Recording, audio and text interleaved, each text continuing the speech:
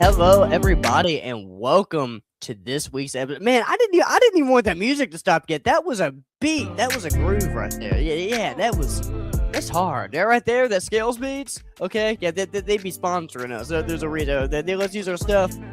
Or they let us use it. Man, you know what? Point is, the music is a vibe, and Scales Beats. Shout out to you guys because you gave us that little bit of extra that we need at the beginning of our podcast. Guys, welcome to this week's episode of MMA Brain with Jeremy Fairhurst here at Jmurrayathletics. And guys, it's the White House card. Look, this episode's going to be a little bit different than normal. I feel like I spend a good amount of time going over the previous week's fights. I'm going to be honest, I'm still going to go over the previous week's fights.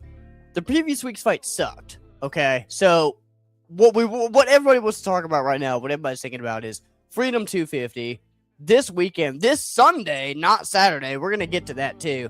But getting into it, we're going to go straight into our news segment for the day because there was a lot to cover, and most of it is surrounding Freedom 250. So going from the top, I think the biggest thing that has been viral for the last few days is Sean Strickland. Sean Strickland has been banned from the White House event. He is unable to attend UFC Freedom 250. He's got all kinds of online beef going on with Gaethje. We're going to get to that here in a second. But, guys, this blew up. And I want to go ahead and give a quick disclaimer on this episode. So, the thing about Freedom 250, and I'm going to just go, man, look at my hair doing that. Oh, boy, there we go. The thing about Freedom 250, you guys, oh god, I'm giving you guys the Sean Strickland impression, is we're already running into this division. Okay, Justin Gaethje and Sean Strickland, in my mind, were two guys that were, in their own way, very red-pilled Americans, right? And they're at each other's throats over this shit. I've seen a lot of people, a lot of fans, a lot of people that don't even follow the UFC have an opinion on this because it's got to do with Trump, it's got to do with the White House, it's political. It is political in nature. So I just want to go ahead and give a disclaimer. You know, when I'm covering this stuff, I go out of my way to not try to give my political opinion. Why? It doesn't really fucking help anything. I am a UFC fan first, everything else comes second. But that being said, we are going to touch on some politics today. None of this is really there's no views on Jmurrayathletics' views here at all as a company, and I'm really going to try not to express any of my personal views either because it doesn't help anything. And that's kind of what we're running into with Justin and Strickland. Strickland has been banned from the White House allegedly because of making anti-Israeli comments, and I guess the White House being concerned that Sean's gonna fucking walk up to Prime Minister Netanyahu and cuss him out and cause an international incident. I understand it, but I see different sides to this, and I'm saying here and there like I'm trying to meditate or some shit, but guys, it's a fine line. Yes, you have freedom of speech. Yes, you can have your opinions in other countries. Yes, you're able to express those opinions, and the UFC has been very clear, even with speech they didn't like. Let's go back to the Bryce Mitchell thing. Bryce Mitchell went on saying that he would go fishing with Hitler. Dana White got on TV and was pissed and said, this is bullshit, I can't stand him, I want to see his ass beat. He still has freedom of speech, he still has the right to say it, even if I disagree with it, and he refused to step that line with his own fighter. So that being said, Strickland has already said, since all of this came out, that he's been on the phone with Hunter Campbell, and Hunter Campbell just laughed about it with him and they moved on. So this ban allegedly is coming from the White House itself. If it's coming from the White House itself, they're probably worried about there being an actual security risk, and I don't fucking blame them. Strickland is rowdy, and the last thing that we need is an international incident because he said some stupid shit to the leader of a country he doesn't like. That being said, him getting into a Gaethje, it started with like a fan making a comment and kind of tagging Strickland and Gaethje together on Twitter and basically calling for UFC fighters to be boycotting the event. And a lot of fighters have boycotted the event. A lot of fighters have been very particular about how they feel about this. They've been very vocal about it. You have a lot of celebrities that aren't showing up. They were going on. Dana White had a whole list of people that he invited, including The Rock and Adam Sandler, and I think most of them have declined for whatever reason. This is a very big, very divisive subject. Gaethje replied, and let me see exactly what he said here. Yeah, he said, I don't give two shits about you or Israel, God, family, country since day one. You are dumb as fuck. You bash our country every chance you get and expect to step foot on the White House grounds. Have a party with the rest of your American-hating goons.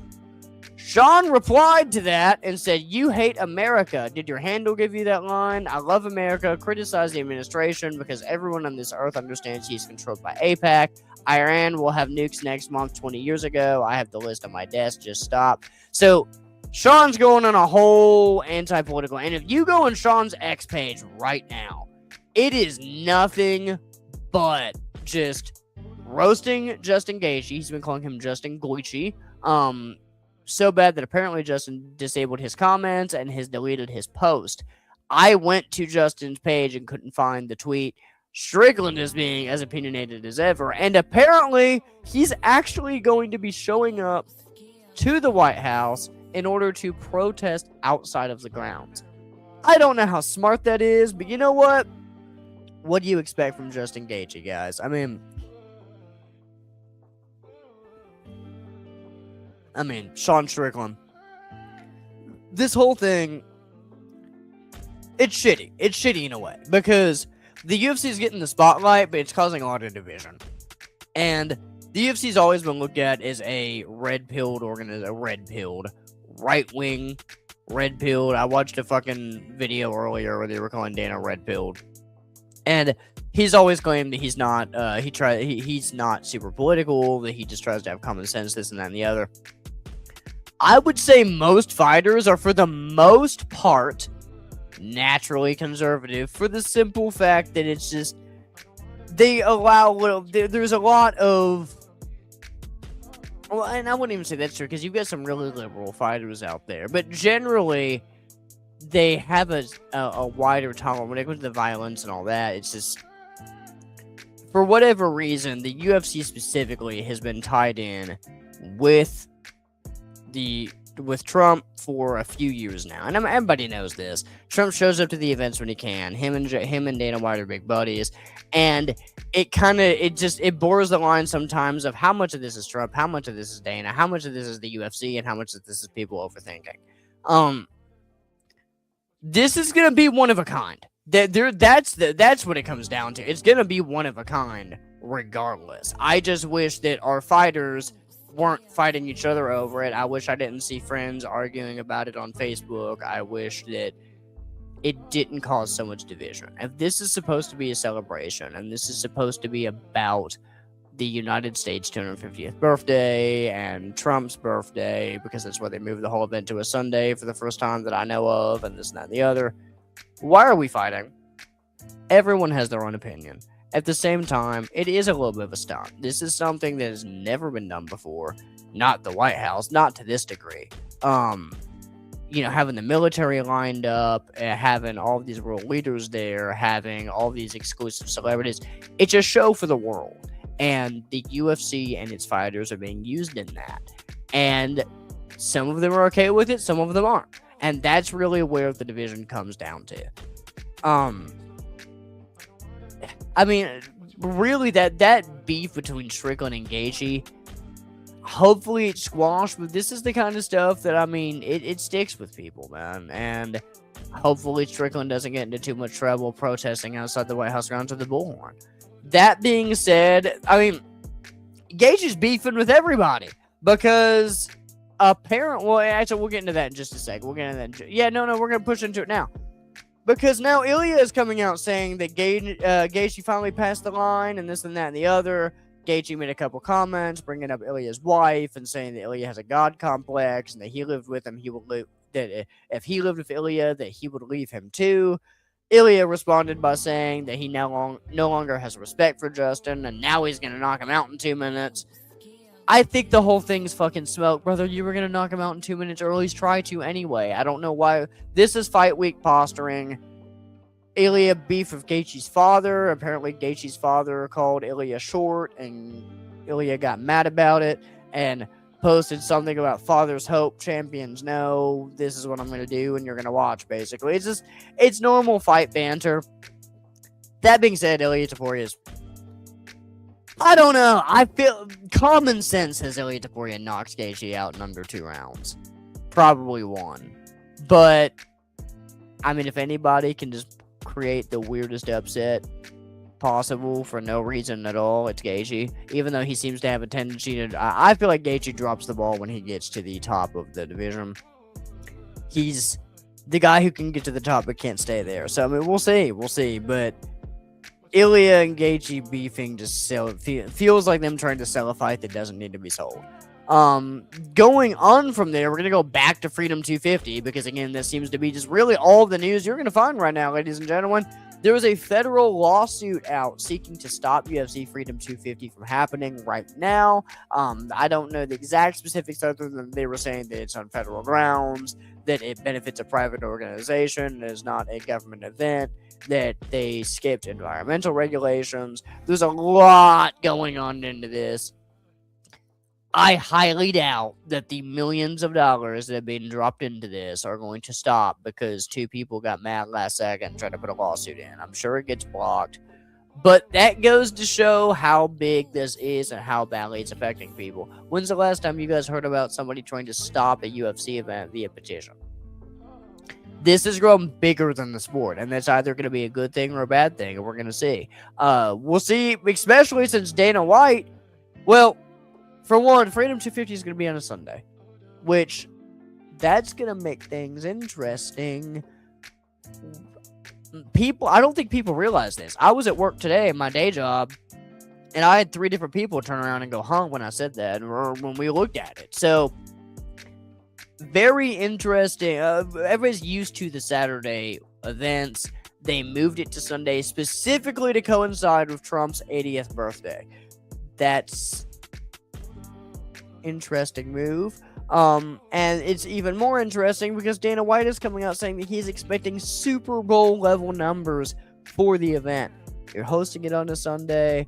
You've got a week. I mean, they've got a week-long event leading up to this. They're doing that. I'm pretty sure they're doing the press conference at the Lincoln Memorial. So, DC as a city, I've seen comments from people saying that they have been reconstructing the whole town, trying to make it look good and put on an appearance. That is not just for UFC show. That is for world leaders and for people from all over the country and the world that will be coming to this event. This is going to be something we have never seen before, but it's fascinating because this is not built for the fans. This is built for something else entirely, and I think that is where the division seems to be coming in.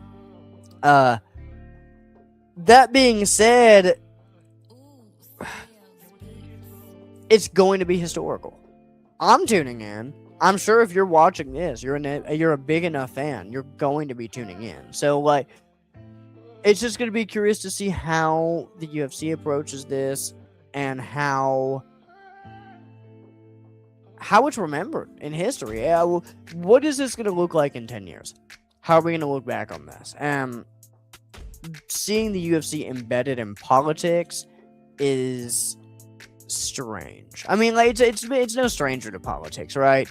But this just seems to be a little bit different.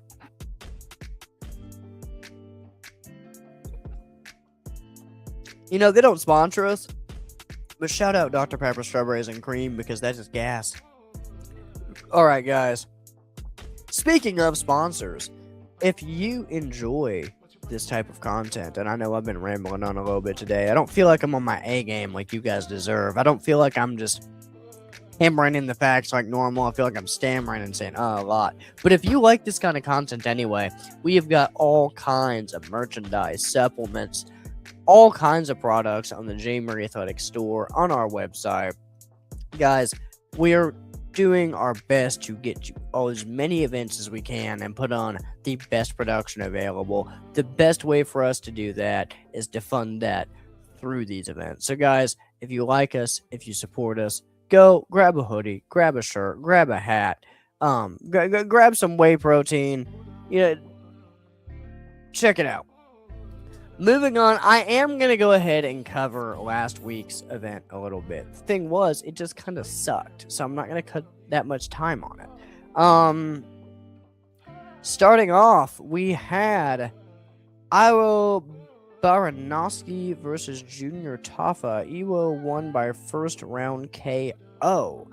I'm going to be honest, that was the one fight that I missed and forgot to check right before this, boys, because I work a day job right before the UFC fights, and I got out a little bit late. So instead of me bullshitting and trying to act like I know what happened, I'm just going to say, damn, I thought Junior was supposed to win that one. But he didn't. Moving on, Bryce Mitchell versus Santiago Luna. God, I love Bryce pitching, just pissing people off. I just love Bryce Mitchell existing.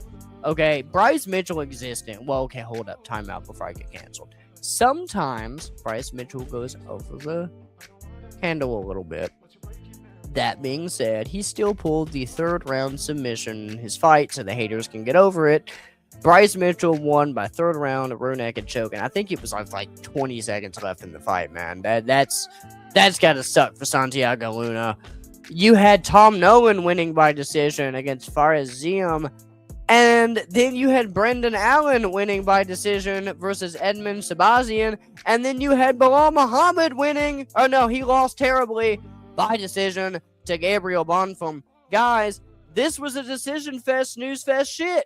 It felt like, okay, what was this? And also, Belal, remember the name Muhammad, decided he doesn't want to grapple anymore and still makes it to a decision. So what are we doing, guys? They were going to throw a fluff card together before the White House. They were trying to figure out how to keep the card running afterwards. The card was going to suck. I'm sorry, Brendan Allen, I don't know why it is that you decided to... You went to decision with an unranked fighter and then called out the champion. You're an idiot. I know you could beat me up, and if you see this, I'm sorry. That's why I'm saying it on the internet, not in your face. Why you... I can't fight like that, but I can see a helicopter in a tree and know it's not supposed to be there. You know what I'm saying? And if you were fighting unranked fighters, you're not supposed to be at the top of the division. That's why there's a ranking system. If you want to fight ranked fighters and the champ, you should fight ranked fighters and not Edmen, whoever the fuck. Belal has been on a losing streak since he got the title. I don't know how you gonna fight and claw your way to the top and then just forget how you got there. It sucks. Belal was supposed to be the dark horse of the division. Belal that everybody hated because he just snugfest held, and maybe that was the problem. Maybe he got tired of holding on to people's jock straps. I get it. I would get tired of that. I'm sure the smell gets to you after a while, and all the hate speech after like every fight you've ever done probably gets to you after a while. So he decided, hey, can I throw hands? And then he realized he fucking can't. Me personally, look, I don't know, because if I got that far jumping for jock straps, I'd probably keep being a jock strap jumper just to keep that money flowing. You know what I'm saying? But Belal didn't, and now he's on like a 3-fight skid or some shit, and I don't see him. He said he's going to keep going, but I'm sorry, your career's probably over, bro. Keep fighting until the UFC gets rid of you, and let's hope that they remember your name at that point. Guys, I normally have a little advertisement slot here, but yeah, this is the part where I advertise the fact that we can advertise. So if you like this kind of content, I know I just spent 30 seconds going through the card instead of 25 minutes, but if you guys enjoy this kind of content, remember what I just said 3 minutes ago. Like, subscribe, follow, and check out the Jmurrayathletics store. But also, if you really like this content and you go, you know what, this dude's cool, I'm gonna keep tuning in, and he probably has like a big base of people watching, and like maybe I want to align myself with this business in some way. You can. We can run advertisements. We have ad slots. We have got pay-per-views that we run. We've got streams. We've got podcasts. We have social media. Guys, if you're interested in doing a partnership with Jmurrayathletics, reach out to Jmurrayathletics on Facebook, Instagram, etc. Or also, reach out to me or John on Facebook, and we will get that figured out with you guys. That being said,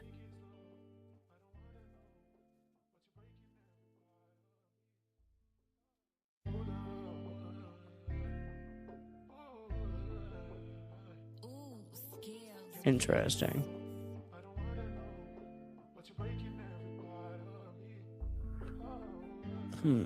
Interesting. Sorry, guys, I got distracted there live for a second.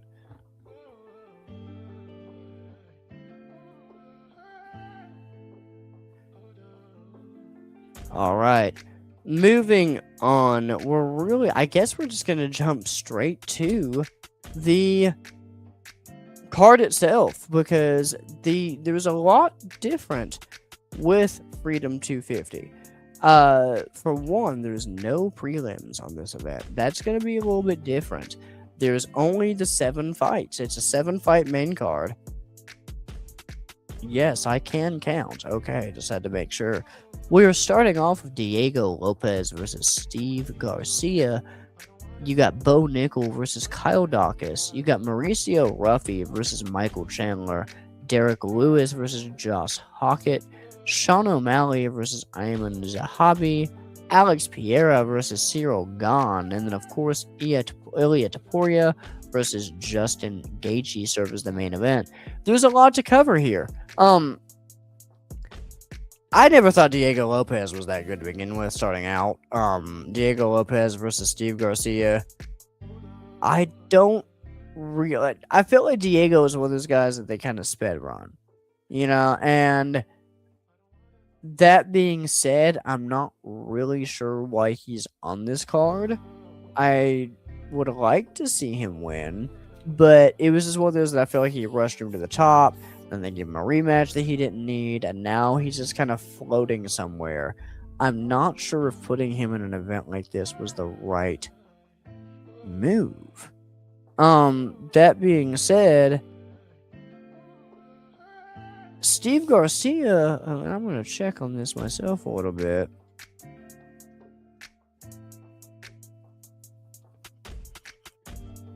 I mean, Steve's the less experienced guy, but he is on a tear. He hasn't lost, as far as I can see, since he's been in the UFC. He lost one time. So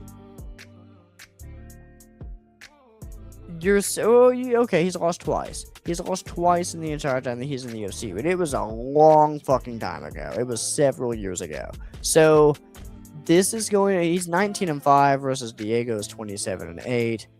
Diego himself, he's coming off 2 back-to-back losses to Volk. He did beat Gene Silva, and I mean, that was cool, but it just, I guess this is where we figure out if Diego is still going to be important in the UFC and stick around and like really be towards the top. This is kind of a main spotlight eliminator for him.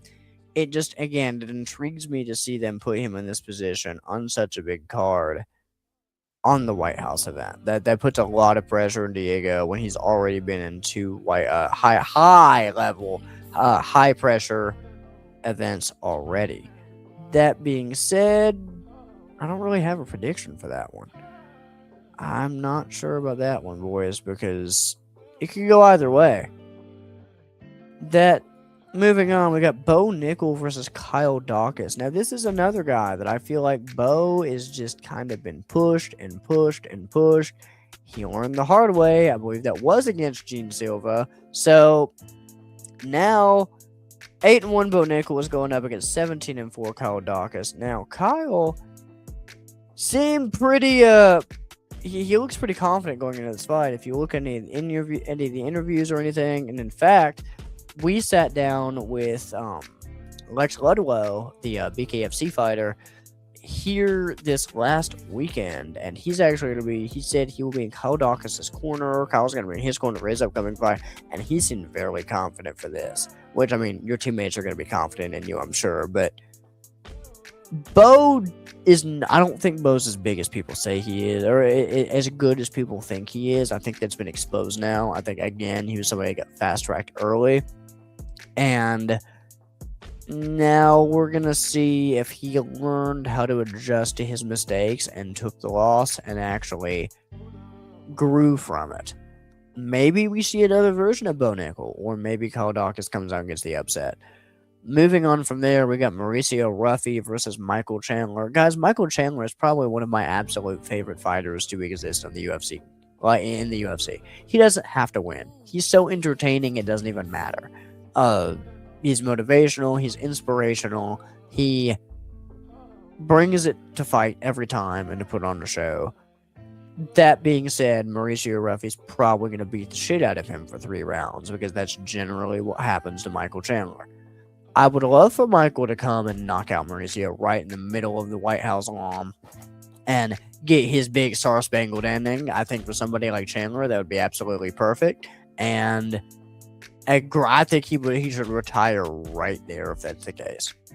That would be the perfect ending to his career.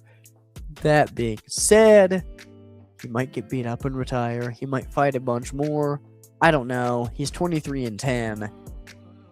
At that point, brother, you don't want to end up having like half as many losses as you do wins because you stuck around too long. You don't want to pull Silva. And oh God, well, okay, time out. I'm not comparing Michael Chandler to Anderson Silva. I'm comparing Michael Chandler to people who don't know when to retire. A better option would be to compare him to Tony Ferguson. I love him. Do it until you're 50 if that's what you want to do. Who the fuck am I? Well, I'm sitting in my couch. I'm talking shit. Maybe I should be going out doing push-ups, and I'd be fighting on the White House lawn when I'm 40-something years old. But that being said, speaking of talking shit, getting you places, Josh Hockett versus Derek Lewis. This fight was specifically requested by the president. Dana is not the president, y'all. Donald Trump specifically requested to Dana that Derek Lewis be on the card, and Dana called him right there and made it happen. And who to put Derek Lewis against on short notice than the loudmouth Josh Hockett himself. Josh has been all over social media for talking shit to anybody he can get his hands on, including Ilia Topuria and Alex Pereira. So,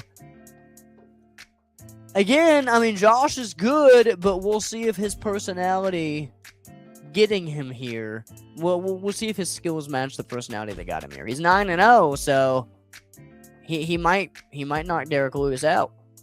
He might knock Derek Lewis out. Getting 10-0 in the White House lawn is not a bad way to get your 10th professional win. I'll say that. Then, of course, you've got one of my favorite UFC fighters on the roster, Sean O'Malley, fighting an absolute fucking nobody in Amin Zahabi. Again, that is the other issue I've got with this White House card is, why are these people fighting nobodies? I'm not even going to say that. I'm not going to say that. Dude's 14-2. O'Malley, why are you not fighting Corey Sandhagen specifically? Let's just go ahead and cut to the chase of, there's multiple high-level matchups that they could have put Sean on here. This feels like they really want an American win on this card. That's what this fight feels like.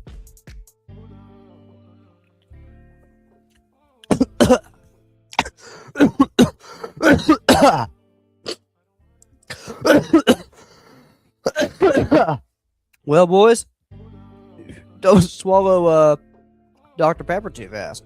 So, that being said, that's probably going to be about the same look. The same look I have on my face right now when I'm struggling to talk. I'll get that Dr. Pepper down my throat. That's going to be Amin Zahabi trying to get himself off the canvas, ladies and gentlemen. This fight was made for Sean O'Malley, and Sean O'Malley loves to deliver on the expectations. So I expect nothing less than a flash KO. Now let's talk to the real main event. This ain't the main event, but it's the people's main event. It's the fans main event. And that is Alex Pereira facing Ciryl Gane, ladies and gentlemen, for the interim light heavyweight title. And in other words, if Alex Pereira wins this fight, he breaks history. He becomes the greatest ever, right? I'm pretty sure that Dana White conveniently just came out and said that he says Alex Pereira will beat John Jones for greatest ever. If he does this, I could be capping, but I don't think I am, because it sounded like somebody's really mad that somebody's opening that Ngannou fight now, huh?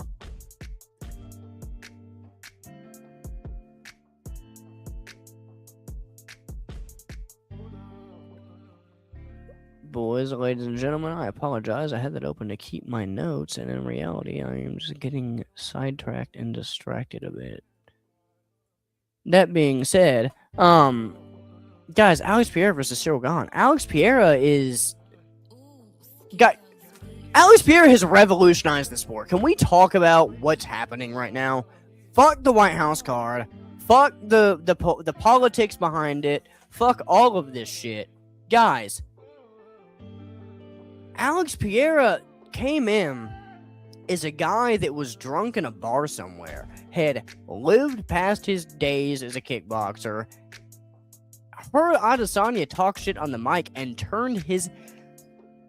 changed the space-time continuum, warped the reality of the sport, came into the UFC based off of the power of his name and the fact that he beat Adesanya in the first place, worked his way up the ranking, knocked Adesanya out, took his title, lost in a rematch in a weight class that he really only ever stepped into so he could fight Izzy, where he had a glass chin, said, okay, bro, we're still 3-1, moves up to light heavyweight, smashes the entire division there. While he's there, decides, hey, let me go ahead and get mentored by one of the most iconic and greatest wrestlers to ever be in the UFC. Gets Glover Teixeira on his team as his coach.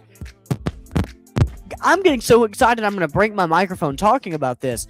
And then proceeds to wipe the fucking floor with the light heavyweight division up until he fights, doesn't fucking matter. He lost and then came back and stomped him again. So, Alex has done it all. Ankalaev, I'm not an idiot. He lost to Ankalaev, and then he came out in a rematch and stomped him in a minute. This is a kickboxer. This is a guy that couldn't grapple. And you're talking about a sport that was put together to make BJJ look good. And now you've got a world-class kickboxer that said, fuck you, fuck your rules. I'm doing this my way. And now, that same guy is talking about moving up and possibly becoming the first ever 3-pound champion. 3-weight division UFC champion. What a fucking life. What a life. Look, Ciryl Gane's cool. I don't know how he gets infinite title shots. I do. It's because he was beating the shit out of Tom Aspinall before the eye poke, and people just don't want to admit it. Ciryl Gane's really good. He just lost to Jones, who can grapple, and lost to Ngannou. Wham. I think he is the most dangerous matchup for Alex Pereira in this division right now, because he can play technical. He can take the hits. It's really going to come down to if Alex moving up to this weight class affects him that much. Actually, no, that's not cap. That's cap. I don't think Ciryl Gane's at least going to play into Alex's game a little bit and strike with him and play technique. So that might be good, that might be bad. I don't know. Because some of these other heavyweights, Tom Aspinall said 100 times over, if he ever fought Alex, he was going to fucking do a spear takedown on him right off the rip and just jump into him with his head and call it good. He's like, I'm not standing with him. So, this matchup, you're giving, it's going to be a striking fest. There's no way that this turns into a grappling match. They're going to strike. And, Cyril's good on his feet. He doesn't move like a light heavyweight. He doesn't move like a heavyweight at all. But can Alex take the power? because Gon looked like he was fucking Tom Aspinall up. Tom Aspinall did not know what to do with that jab. I don't think Alex Pereira is going to be scared of a jab. I don't think he's going to be shut down by a good jab like Tom was. Who knows? Apparently Cyril Gane is actually training with, and I know I have his name on it, Artem Vakhtov, Artem Vakhtov, whatever the fuck. I'm not Russian. His name's Artem. He's a Russian kickboxer, and he was the last guy to defeat Pereira in kickboxing. And the advice that he's given Cyril Gane publicly, this has gone viral at this point. You see them, there's footage of them talking in the gym, is that Alex is really good when he's aggressive and in control of the fight, but if he has minimal defense, and when you push in on that, he doesn't know what to do. And honestly, that is exactly what we saw in the Ankalaev fight. He didn't push the pace. He got the pace pushed on him, and that was the first time we ever saw Alex Pereira visibly unnerved. He didn't know what was going on. He wasn't used to that. He wasn't used to being on the back foot, and that's why he lost. He came out in the second fight, and he was belt to ass right off the rip. You could tell by the second he came out, he wasn't playing. He crossed the threshold. He started throwing punches, and that was the end of it. Is Cyril going to bring that level of pressure to make Alex go on the back foot? Does he need to bring that much pressure with the weight difference, or is it going to... I mean, there's a lot of questions here. This is a really good fight. The storytell ending is that Alex Pereira knocks Cyril Gane out, becomes the first ever 3-weight division champion. But Cyril Gane could get the upset, and after the infinite title shot glitch, finally touch gold. So, you guys can tell by how I'm talking. I'm rooting for Alex Pereira, 100%. I don't know how it's going to go. Cyril could do it. This is the most competitive fight on the entire card. Everything else is a lineup to me. I feel like O'Malley's supposed to beat Zahabi. Derek Lewis versus Josh Hockett that's a little bit more even, but again, that's because that was an outside request. The way this is put together, this is the most competitive on the entire roster. And it's really hard to pick a winner, but I'm going to go with Alex. That being said, guys, let's go into the main event. Ilia Topuria versus Justin Gaethje for the 155-pound title. This is what everybody's talking about, right? Is Ilia going to keep doing the Mystic Mac? And now, supposedly, he's pissed and he has to knock Justin Gaethje out in under 2 minutes. That's the Ilia Topuria prediction. 2 minutes or less. So, that's kind of what I was going to say was Ilia's Look, Justin's a brawler. He's not going to What, is Justin going to finally figure out how to wrestle? At the end of his career? Probably not. He's going to try to put on a show. And I'm sure he is going to put on a show. But we just watched Ilia Topuria break Max Holloway's chin. Justin Gaethje didn't have that much of a chin to begin with. So, I mean, I know that's a hot take, but, like, your chin starts going out the window when you get punched in the face 100 times every fight. So, I think we're going to watch Justin Gaethje get slapped on the White House lawn, guys. Maybe not. I've got some friends that have some predictions. They said that there's that, they get that feeling in the air that Justin's the type to pull the upset. And again, Justin Gaethje and Michael Chandler and Bo Nickel and Josh and, like, all these guys, like, you would want Justin to win, right? On the White House card in America. If we're just being blatant, let's not play dumb and act like that they don't do that. Like, you haven't looked at my last episode. They do this every event. They stack the Chinese card of Chinese fighters. They stack Abu Dhabi with those fighters as well. So, like, this is nothing new. That being said, I guess it's because of that I'm surprised that this is happening, because I don't see anything other than Topuria sleeping Gaethje. Like, there's just all of Gaethje's toolboxes, everything in Gaethje's toolbox plays into Ilia's favor. You're not submitting. Ilia's entire early. In fact, Ilia might sub Gaethje. That would be embarrassing. Imagine talking that shit and then getting choked out in front of your dad. That would be terrible. That being said, Gaethje is also probably not the type to tap either. It's going to be a banger. But, again, I kind of expect Topuria to just close the gap and finish it pretty early. Guys, the entire event's going to be absolutely crazy. They've got a week-long list of events going on in Washington, and I get there's a lot of controversy. At the same time, this is one of the most historical events to ever happen, that will ever happen, and this is in the history books. I'm going to be tuning in. I hope you guys tune in. And I really don't have that much more to say. Guys, if you like this kind of content, I would like, subscribe, follow, comment.